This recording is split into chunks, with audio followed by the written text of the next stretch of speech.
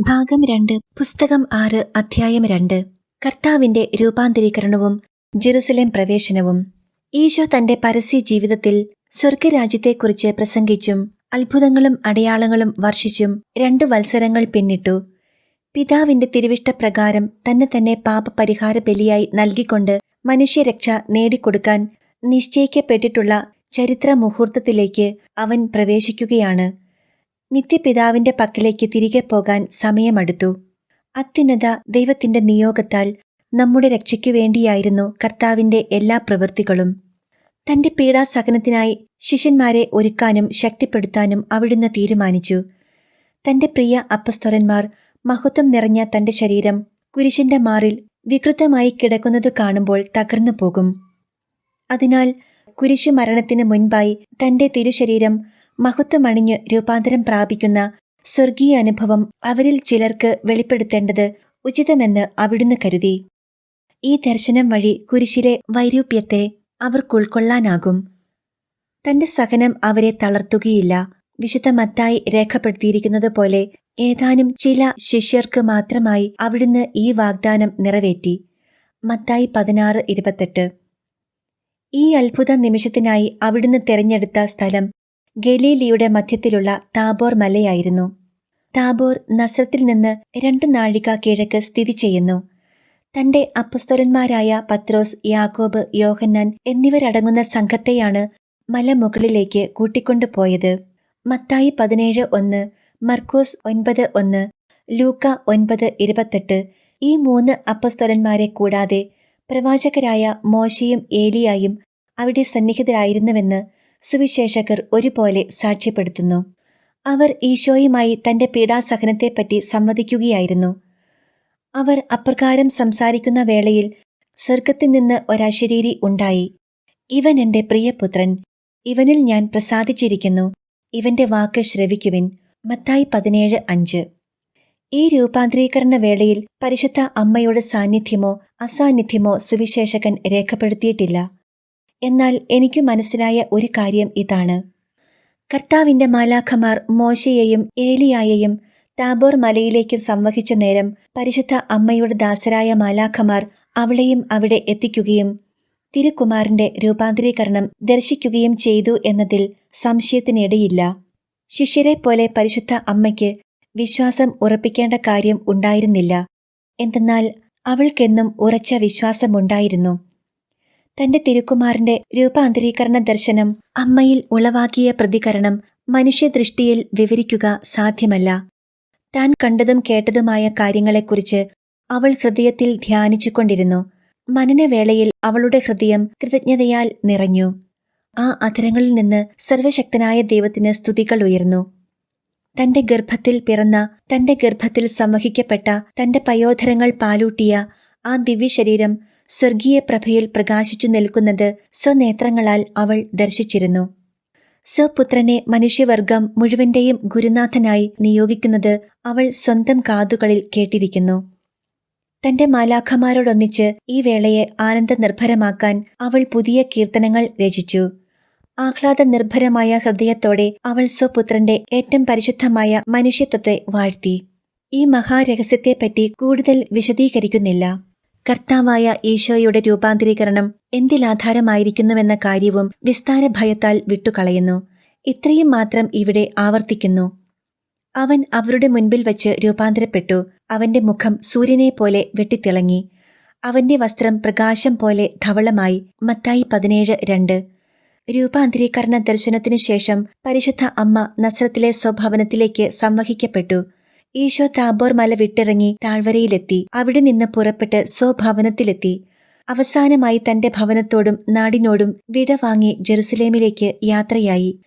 ഏതാനും ദിവസങ്ങൾ നസ്രത്തിൽ തങ്ങി. തുടർന്ന് തന്റെ അമ്മയോടും ശിഷ്യരോടും അപ്പസ്തോലന്മാരോടും വിശുദ്ധരായ ഏതാനും സ്ത്രീകളോടുമൊപ്പം ഗലീലിയിലെത്തി.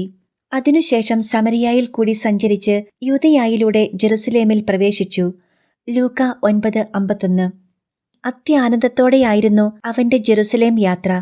കാരണം തന്റെ സഹനങ്ങളെ പുൽകാൻ അവൻ വെമ്പൽ കൊണ്ടു. മനുഷ്യവർഗത്തിനു വേണ്ടി സ്വയം ബലിയർപ്പിക്കാൻ അവൻ എന്നേ തയ്യാറായിരുന്നു. താൻ അനേകം അത്ഭുതങ്ങൾ പ്രവർത്തിച്ച ഗലീലിയിലേക്ക് ഇനി മടങ്ങില്ല. യാത്രയുടെ തുടക്കത്തിൽ തന്നെ ഇത് തിരിച്ചറിഞ്ഞ് അവൻ സ്വർഗീയ പിതാവിനെ മഹത്വപ്പെടുത്തി. തനിക്ക് വാസമൊരുക്കിയ ആ കൊച്ചു ഭവനത്തെയും തന്റെ മനുഷ്യ സ്വഭാവത്തെയും ബലിയായി സമർപ്പിക്കാൻ പോകുന്ന സ്വശരീരത്തെയും പ്രതി അവൻ സ്വർഗീയ പിതാവിന് കൃതജ്ഞതയർപ്പിച്ചു. ഈ അവസരത്തിൽ കർത്താവ് അർപ്പിച്ച പ്രാർത്ഥന ഞാൻ താഴെ ചേർക്കുന്നു. നിത്യനായ എന്റെ പിതാവേ, നിന്റെ തിരുവിഷ്ടപ്രകാരം സന്തോഷത്തോടെ നിന്റെ നീതിയെ സാക്ഷാത്കരിക്കാനും നിന്നെ തൃപ്തിപ്പെടുത്താനുമായി മരണം വരെയുള്ള എന്റെ സഹനം ഞാനിതാ ഏറ്റെടുക്കുന്നു. ആദത്തിന്റെ മക്കളായ എല്ലാവരെയും ഈ സഹനത്തിലൂടെ ഞാൻ അങ്ങുമായി അനുരഞ്ജിപ്പിക്കും. അവരുടെ കടങ്ങൾ വീട്ടുകയും അവർക്കെതിരെ കൊട്ടിയടച്ചിരുന്ന സ്വർഗവാതിലുകൾ തുറക്കുകയും ചെയ്യും. നിന്നിൽ നിന്ന് അകന്നുപോയ മക്കളെ ഞാൻ തേടിപ്പിടിക്കും. എന്റെ സ്നേഹത്തിന്റെ ശക്തിയാൽ അവരെ ഞാൻ വീണ്ടെടുക്കും. യാക്കോബിന്റെ ഭവനത്തിലെ നഷ്ടപ്പെട്ടു പോയ ജനതകളെ ഞാൻ തിരികെ കൊണ്ടുവരും. ഏശയ്യാ 56:8. വീണുപോയവരെ എഴുന്നേൽപ്പിക്കും, ദരിദ്രരെ സമ്പന്നരാക്കും, ദാഹാർത്തരെ സംതൃപ്തരാക്കും, അഹങ്കാരികളെ നിലം പതിപ്പിക്കും, എളിയവരെ ഉയർത്തും. നരകത്തെ ഞാൻ തകർക്കും, ലൂസിഫറിന്റെ മേൽ ഞാൻ വിജയം ഉറപ്പാക്കും. 1 യോഹന്നാൻ 3:8. അവൻ ഈ ലോകത്തിൽ വരുത്തിയ തിന്മകളെ ഞാൻ തുടച്ചു കളയും. കുരിശാകുന്ന വിജയ പതാക ഞാൻ ഉയർത്തും. ഈ പതാകയ്ക്കു കീഴിൽ നന്മയും നന്മയുടെ പടയാളികളും കുരിശിന്റെ സംരക്ഷണം ആഗ്രഹിക്കുന്ന എല്ലാവരും സുരക്ഷിതരായി അണിനിരക്കും. ഇനിമേൽ കുരിശിന്റെ അടയാളത്തിലായിരിക്കും ഞാൻ സമരം ചെയ്യുക. എതിർപ്പും നിന്ദനങ്ങളും ഞാൻ സ്വീകരിക്കും. ഇത് അങ്ങയുടെ ദൃഷ്ടിയിൽ അഭികാമ്യമാണല്ലോ. എന്റെ ശത്രുക്കളുടെ മുൻപിൽ മരണത്തോളം ഞാൻ എളിമപ്പെടേണ്ടിയിരിക്കുന്നു. ഇതിലൂടെ എന്റെ സ്നേഹിതരുടെ ദുഃഖങ്ങളിൽ അവർ ആശ്വാസം തേടും. അവർ സ്വയം താഴ്ത്തുമ്പോൾ ഉന്നതമായ ബഹുമതികൾ അവരെ തേടിയെത്തും. എനിക്കേറ്റം പ്രിയപ്പെട്ട കുരിശേ, എപ്പോഴാണ് നിന്റെ കരങ്ങളിൽ എന്നെ വഹിക്കുക? ഓ മധുരമായ അവമതികളെ, അക്രമങ്ങളെ, എപ്പോഴാണ് നീ എന്നെ സംവഹിക്കുക? എപ്പോഴാണ് എന്റെ നിർമ്മല ശരീരം സഹനത്തെ പുൽകി മരണത്തെ കീഴടക്കി നിത്യവിജയം വരിക്കുക? അല്ലയോ നൊമ്പരങ്ങളെ, നിഷേധങ്ങളെ, ചാട്ടവാറടികളെ, മുള്ളുകളെ, താടനങ്ങളെ, മരണമേ വരിക. എന്നെ സ്വീകരിക്കാൻ നിങ്ങൾ ഒരുങ്ങിക്കഴിഞ്ഞിരിക്കുമല്ലോ. എന്റെ സ്വാഗതം സ്വീകരിക്കൂ. ഞാൻ നിങ്ങളുടെ വില തിരിച്ചറിയുന്നു. ലോകം നിങ്ങളെ കഠിനമായി വെറുക്കുമ്പോൾ ഞാൻ നിങ്ങളെ കാത്തിരിക്കുന്നു. ലോകം അതിന്റെ അജ്ഞത മൂലം നിങ്ങളെ തള്ളിക്കളയുമ്പോൾ ജ്ഞാനവും സത്യവും സ്നേഹവുമായി ഞാൻ നിങ്ങളെ പുൽകുന്നു. വരിക, എന്നെ സ്വന്തമാക്കുക. ഞാൻ നിങ്ങളെ എന്റെ മാനുഷികതയിൽ സ്വീകരിച്ച് ദൈവികതയിൽ നിങ്ങളെ ഉയർത്തും. പാപത്തിന്റെ കറ ഞാൻ നിങ്ങളിൽ നിന്നും നിങ്ങളെ പുലുകുന്ന ആത്മാക്കളിൽ നിന്നും മായിച്ചു കളയും. നമ്പരങ്ങളെല്ലാം എന്നിൽ വന്നണയട്ടെ. നിങ്ങളുടെ പൂർണ്ണ ശക്തിയെ എന്റെ മനുഷ്യത്വത്തിന്റെ മേൽ പ്രയോഗിക്കാൻ ഞാൻ നിങ്ങളെ അനുവദിച്ചിരിക്കുന്നു. നശ്വര മനുഷ്യർ നിങ്ങളെ തള്ളുകയും വെറുക്കുകയും ചെയ്യുന്നത് പോലെയായിരിക്കില്ല ഞാൻ നിങ്ങളോട് വർത്തിക്കുക. ഈ ലോകത്തിലെ ദരിദ്രർക്കും പീഡിതർക്കും ദുഃഖം വിധിക്കുന്ന ആദത്തിന്റെ സന്തതികളുടെ വ്യർത്ഥ മനോഭാവം ഞാൻ ഇല്ലാതാക്കും.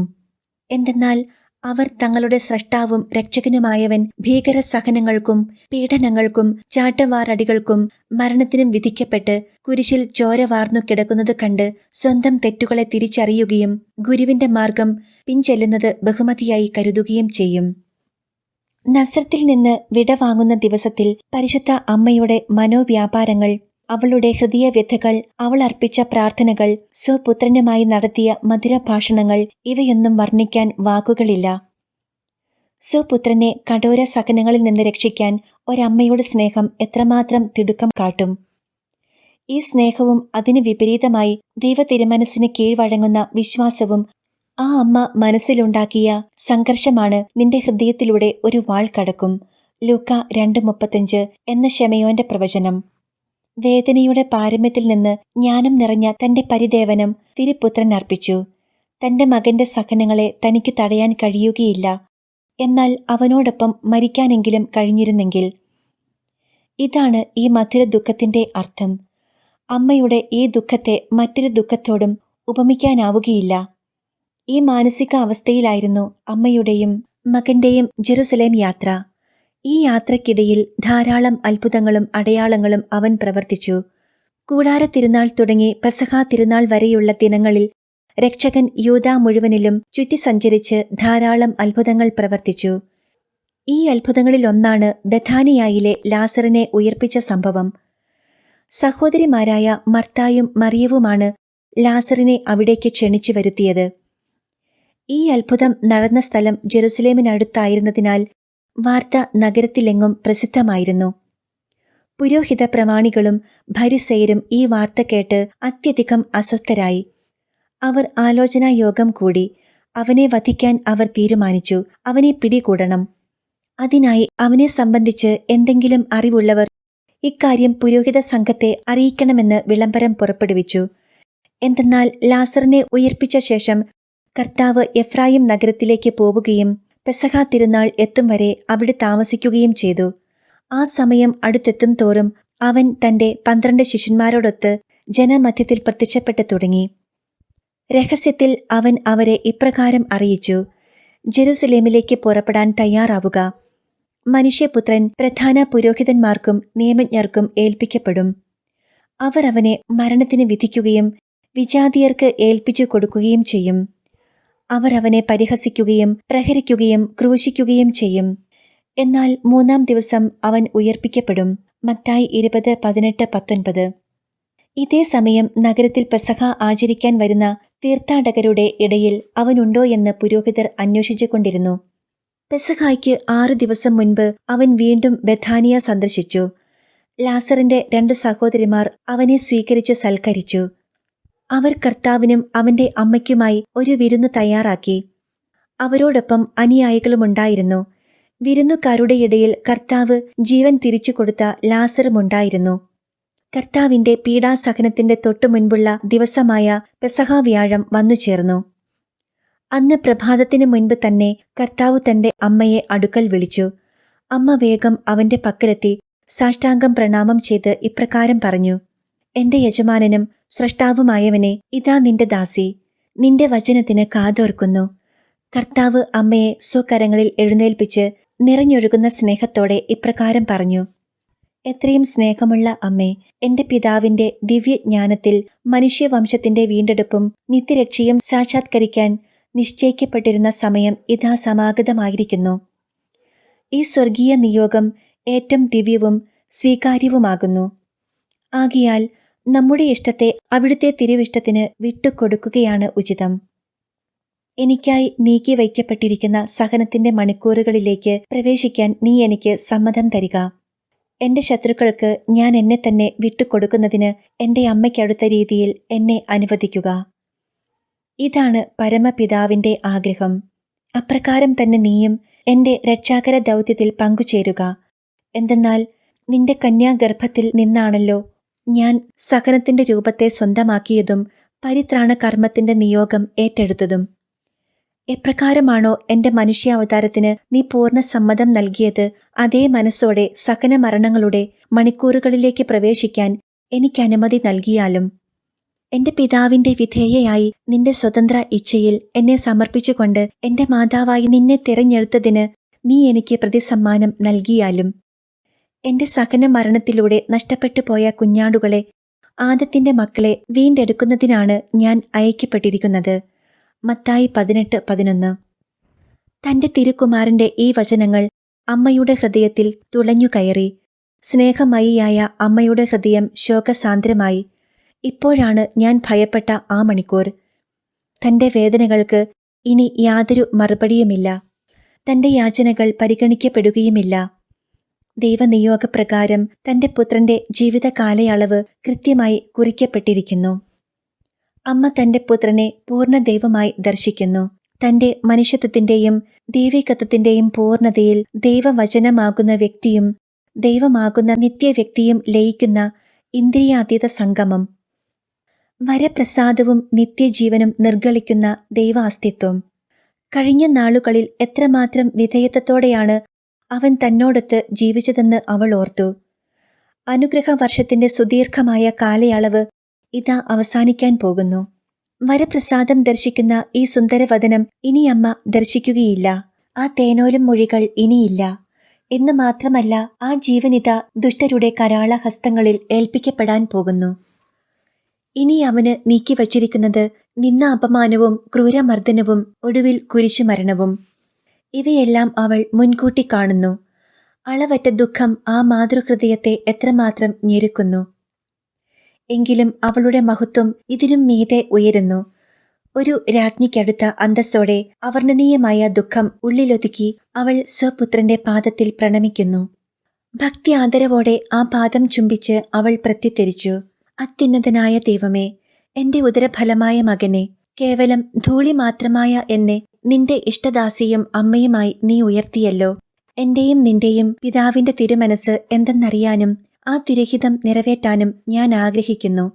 എനിക്കും നിന്നോടൊപ്പം മരിക്കാൻ കഴിഞ്ഞിരുന്നെങ്കിൽ നിന്നോടൊപ്പം എന്ന പോലെ സഹിക്കുകയാണ് എന്റെ നൊമ്പരങ്ങൾക്കുള്ള ഏക ആശ്വാസം. നീ ദൈവത്തിന്റെ കുഞ്ഞാടായി നിത്യപിതാവിന്റെ സത്തയുടെ പ്രതിരൂപമായി മരണത്തെ ഏറ്റുവാങ്ങുമ്പോൾ ഞാൻ എന്റെ ജീവിതം തുടരുന്നു. ഇത് എനിക്ക് ഏറെ വേദനാജനകമാണെങ്കിലും ദൈവഹിതമാകിയാൽ ഞാനിതാ ഇതിനെ ബലിയായി നിനക്ക് സമർപ്പിക്കുന്നു. മനുഷ്യവർഗത്തിന്റെ ദുഷ്ടത നിമിത്തം നിന്റെ ശത്രുക്കൾ നിനക്കേൽപ്പിച്ച ക്രൂര പീഡനങ്ങളാൽ ഞാൻ അനുഭവിക്കുന്ന കഠിന വേദനയും നിനക്കിതാ സമർപ്പിക്കുന്നു. അല്ലയോ ആകാശമേ, പഞ്ചഭൂതങ്ങളെ, പ്രപഞ്ചത്തിലെ സകല സൃഷ്ടികളെ, അത്യുന്നത അരൂപികളെ, പൂർവപിതാക്കളെ, പ്രവാചകരെ, എന്റെ പ്രിയപുത്രന്റെ മരണത്തിൽ അനുശോചിക്കാൻ എന്നോടൊപ്പം പങ്കുചേരൂ. അവനാണല്ലോ നിങ്ങൾക്ക് അസ്തിത്വം നൽകിയത്. എന്നോടൊപ്പം മനുഷ്യവർഗത്തിന്റെ ദുരവസ്ഥയെ ഓർത്ത് വിലപിക്കൂ. എന്റെ തിരുസുതന്റെ മരണം കൊണ്ട് വില കൊടുത്തു വാങ്ങിയ തങ്ങളുടെ പരിത്രാണനം സ്വീകരിക്കാതെ അവർ നശിച്ചു പോകുമല്ലോ. നാശത്തിലേക്ക് പോകാൻ മുൻകൂട്ടി നിശ്ചയിക്കപ്പെട്ടിരിക്കുന്ന മനുഷ്യാത്മാക്കളെ, നിത്യദുഃഖത്തിന്റെ സന്തതികളെ, നിങ്ങളെ ഓർത്ത് ഞാൻ പരിതപിക്കുന്നു. നിത്യാനന്ദത്തിലേക്ക് അനാദിയിലെ നിശ്ചയിക്കപ്പെട്ട അനുഗ്രഹീതരെ, നിങ്ങളുടെ പാദങ്ങൾ കുഞ്ഞാടിന്റെ രക്തത്താൽ ക്ഷാളനം ചെയ്യപ്പെടും. വെളിപ്പാട് 7:14. ഈ ബലിയിലൂടെ നിത്യരക്ഷ ലഭിക്കുമെന്നറിഞ്ഞ് നിങ്ങൾ സർവശക്തനെ വാഴ്ത്തിപ്പാടൂ. ഈ അമ്മയ്ക്ക് ദീർഘക്ഷമയും ധൈര്യവും ശക്തിയും പകരൂ. നിന്റെ പീഡയിലും ബലിയിലും എന്നെയും പങ്കാളിയാക്കൂ. നിന്റെ ബലിയോട് ചേർത്ത് നിന്റെ അമ്മയർപ്പിക്കുന്ന ബലിയർപ്പണം നിത്യപിതാവിന് സ്വീകാര്യമായി തീരട്ടെ. മേൽ പറഞ്ഞ വാക്കുകളാലും വാക്കുകൾക്കതീതമായ വികാരങ്ങളാലും പരിശുദ്ധ അമ്മ തന്റെ പുത്രനോട് മറുപടി പറയുകയും തന്നെ അവന്റെ സഹനങ്ങളിൽ സഹകാരിയായി സമർപ്പിക്കുകയും ചെയ്തു. ജ്ഞാനത്താൽ പ്രകാശപൂരിതയായ അമ്മ മറ്റൊരു കാര്യം കൂടി അവതരിപ്പിച്ചു. എന്റെ ആത്മാവിന്റെ സ്നേഹഭാജനവും എന്റെ നേത്രങ്ങളുടെ പ്രകാശവുമായ പ്രിയപുത്ര, എന്റെ അന്തരാത്മാവിന്റെ ആഗ്രഹത്തെ നിന്റെ മുൻപിൽ സമർപ്പിക്കാൻ ഞാൻ അയോഗ്യയാണെന്ന് എനിക്കറിയാം. എന്നാൽ നീയാണല്ലോ എന്റെ പ്രത്യാശയും ശരണവും. നിന്റെ തിരുരക്തത്തിന്റെയും തിരുശരീരത്തിന്റെയും നിഗൂഢമായ ആ മഹാരഹസ്യത്തിൽ എന്നെയും പങ്കാളിയാക്കണമെന്ന് ഞാൻ നിന്നോട് അപേക്ഷിക്കുന്നു. നിന്നെ എന്റെ ഹൃദയത്തിൽ സ്വീകരിക്കുന്നതിലൂടെ ആരാധ്യമായ ഈ ദിവ്യ രഹസ്യത്തിൽ ഞാനും പങ്കുചേരട്ടെ. പ്രപഞ്ച സൃഷ്ടികളൊന്നും ഈ ബഹുമതി അർഹിക്കുന്നില്ല എന്നും ഞാൻ തിരിച്ചറിയുന്നു. എന്തെന്നാൽ ഇത് എല്ലാറ്റിലുമൊപ്പരിയായ വരദാനമാണത്രേ. ഈ വരദാനത്തിന് പകരമായി ഞാൻ എന്നെ തന്നെ സമർപ്പിക്കുന്നു. എനിക്ക് നിന്റെ മേലുള്ള അവകാശം എന്നിൽ നിന്ന് നീ സ്വീകരിച്ച മനുഷ്യരൂപമാണല്ലോ. ആ അവകാശത്തെ നീ എനിക്കു തരുന്നത് എന്നെ നിന്റേതാക്കുമ്പോഴാണ്, അല്ലാതെ നിന്നെ ഈ പരിശുദ്ധ കൂദാശയിലൂടെ എനിക്ക് നൽകുന്നതിലല്ല. ഈ ദിവ്യ രഹസ്യത്തെപ്പറ്റി നീ ആദ്യം സൂചിപ്പിച്ച നിമിഷം മുതൽ അത് സ്വന്തമാക്കുക എന്നത് എന്റെ തീവ്ര അഭിലാഷമായി മാറി. നിന്റെ കൽപ്പനയാൽ ഈ രഹസ്യം അപ്പത്തിന്റെയും വീഞ്ഞിന്റെയും രൂപത്തിൽ സഭയിൽ എന്നെന്നും നിലനിൽക്കുന്നു.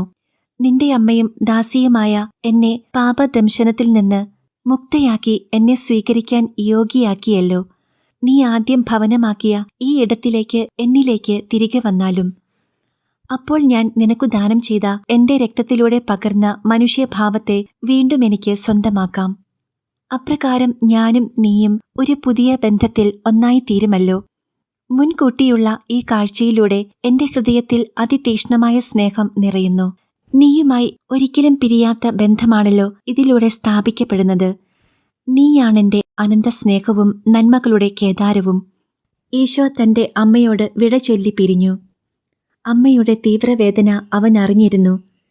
പകലിന്റെ ആദ്യ പകുതി തീരും മുൻപ് തന്റെ എല്ലാ ശിശുരെയും കൂട്ടി ബഥാനിയായിൽ നിന്ന് ജെറുസലേമിലേക്കുള്ള ഏറ്റവും അവസാനത്തെ യാത്ര ആരംഭിച്ചു. അന്ന് അന്ത്യ അത്താഴ വ്യാഴാഴ്ചയായിരുന്നു. ആ പ്രയാണത്തിന്റെ ആരംഭത്തിൽ അവൻ സ്വർഗത്തിലേക്ക് കണ്ണുകളുയർത്തി പിതാവിന് സ്തുതിയും സ്തോത്രവും അർപ്പിച്ചു. ഏറ്റവും താഴ്മയോടും സ്നേഹത്തോടും കൂടി മനുഷ്യവർഗത്തിന്റെ രക്ഷയ്ക്കായി സ്വയം ബലിയായി നൽകാനുള്ള സന്നദ്ധത അവൻ പ്രഖ്യാപിച്ചു. അവാച്യമായ സ്നേഹത്താൽ പ്രചോദിക്കപ്പെട്ടും അരൂപിയുടെ നിറവിലുമായിരുന്നു രക്ഷകന്റെ ഈ പ്രാർത്ഥന. മനുഷ്യഭാഷയിൽ അത് പ്രകാശിപ്പിക്കുക അസാധ്യം. നിത്യപിതാവേ, നിന്റെ തിരുവുള്ളപ്രകാരം ഇപ്പോൾ ഞാൻ മനുഷ്യവംശത്തിന്റെ പരിത്രാണത്തിനായി സഹനമരണങ്ങൾ ഏറ്റെടുക്കാൻ പോകുന്നു. എന്റെ സഹോദരരുടെ കൈകളിൽ നിന്ന് ആണ് എനിക്കത് ഏൽക്കേണ്ടി വരുന്നത്. അവരുടെ രക്ഷയ്ക്കായി ഞാൻ എന്നെ തന്നെ വിട്ടുകൊടുക്കുന്നു. എന്റെ സഹനമരണങ്ങളാൽ ഞാൻ ആദ്യ പിതാവായ ആദത്തിന്റെ ചിതറിപ്പോയ മക്കളെ വീണ്ടും ഒന്നിച്ചു കൂട്ടട്ടെ. സ്വർഗീയ രാജ്ഞിയുടെ വചസ്സുകൾ. എന്റെ മക്കളെ ശ്രവിക്കുക. നിന്റെ ആത്മാവ് പ്രത്യേക വരദാനങ്ങളാൽ അനുഗ്രഹിക്കപ്പെട്ടിരിക്കുന്നു. അതിനാൽ എന്റെ പുത്രന്റെ പീഡാനുഭവത്തിന്റെയും മരണത്തിന്റെയും മഹാരഹസ്യം ധ്യാനിക്കാൻ ഞാൻ നിന്നെ ക്ഷണിക്കുന്നു. ലോകരക്ഷയ്ക്കായി നിത്യപിതാവിന്റെ തിരുകുമാരൻ ഏറ്റെടുത്ത പീഡാസഹനങ്ങളും സഹിച്ച നിന്ന അപമാനങ്ങളും കുരിശുമരണവും ധ്യാനിക്കാൻ നിന്റെ ഹൃദയത്തെ ഒരുക്കുക.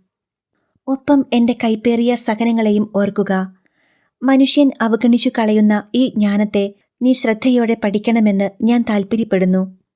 എന്തെന്നാൽ അപ്രകാരം നിനക്ക് നിന്റെ ആത്മീയ മണവാളനെ അടുത്തനുകരിക്കാനും നിന്റെ അമ്മയും ഗുരുനാഥയുമായ എന്നോടൊപ്പമായിരിക്കാനും കഴിയും.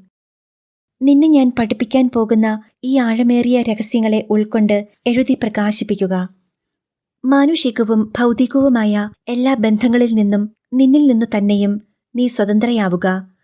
എന്റെ ദാരിദ്ര്യത്തെ അനുകരിച്ച് എന്റെ കാലടികളെ പിന്തുടരുക. പരിശുദ്ധ കുർബാനയെക്കുറിച്ച് നീ ആഴത്തിൽ ചിന്തിക്കണം. ദിവ്യകാരുണ്യത്തോട് മനുഷ്യൻ കാണിക്കുന്ന നിന്ന അപമാനങ്ങൾ, നിസ്സംഗത, ഒരുക്കവും ഭക്തിയുമില്ലാത്ത ദിവ്യകാരുണ്യ സ്വീകരണങ്ങൾ എത്രയോ നീചവും ഭയാനകവുമാണെന്ന് ചിന്തിക്കുക. പാപരഹിതയും വരപ്രസാദപൂരിതയും ആയിരുന്നിട്ടും ദിവ്യകാരുണ്യം സ്വീകരിക്കാൻ എത്രമാത്രം സ്നേഹത്തിന്റെയും എളിമയുടെയും കൃതജ്ഞതയുടെയും പ്രവൃത്തികളാണ് ഞാൻ അനുഷ്ഠിച്ചിരുന്നത്. അങ്ങനെയെങ്കിൽ നിങ്ങൾ അവയൊക്കെ എത്രയോ കൂടുതലായി അനുഷ്ഠിക്കേണ്ടിയിരിക്കുന്നു. സഭയുടെ മക്കൾ ഇക്കാര്യത്തിൽ ദൈനംദിനം എന്തുമാത്രം വീഴ്ചകൾ വരുത്തുന്നു. തീഷ്ണതയോടെ പരിശ്രമിച്ച് ഈ കുറ്റങ്ങളും കുറവുകളും പരിഹരിച്ച് അവനെ സ്വന്തമാക്കേണ്ടതല്ലേ? അവർണ്ണനീയമായ ഈ മഹാദാനം മനുഷ്യമക്കൾക്ക് നൽകാനായി അവൻ എപ്പോഴും തിരുസഭയിൽ സന്നിഹിതനായിരിക്കുന്നു. ഈ ദാനം അവരെ നിരവധിയായ അനുഗ്രഹങ്ങളാൽ സമ്പന്നമാക്കും. അതിനു പകരം മനുഷ്യൻ ലോകം നൽകുന്ന പ്രലോഭനങ്ങളിൽ വീഴുകയും മിഥ്യകളിലും ദുരാശകളിലും പെട്ട് വഞ്ചിതരാവുകയും ചെയ്യുന്നു. അന്ത്യവിധിയുടെ നാളുകളിൽ ആ മനുഷ്യർക്ക് എങ്ങനെയാണ് സ്വയം ന്യായീകരിക്കാൻ കഴിയുക? ഈ വഞ്ചനയിൽ വീഴാതിരിക്കാനും ഇതേ തെറ്റ് നിന്റെ ജീവിതത്തിൽ ആവർത്തിക്കാതിരിക്കാനും നീ ജാഗരൂകയായിരിക്കണം.